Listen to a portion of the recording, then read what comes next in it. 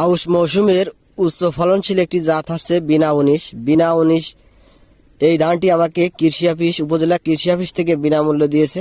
10 KG বীজ দিয়েছে, শুধু বীজ।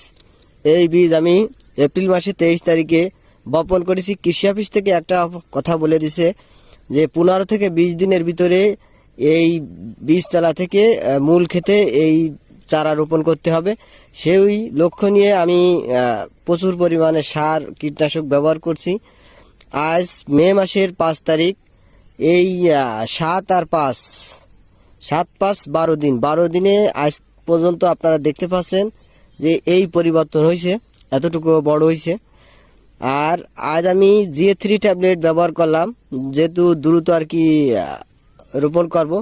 GA3 ট্যাবলেট পরিমাণ মতো প্রয়োগ করেছি। এখন দেখা যাক। আর আপনার 10 তারিখে রোপণ করব।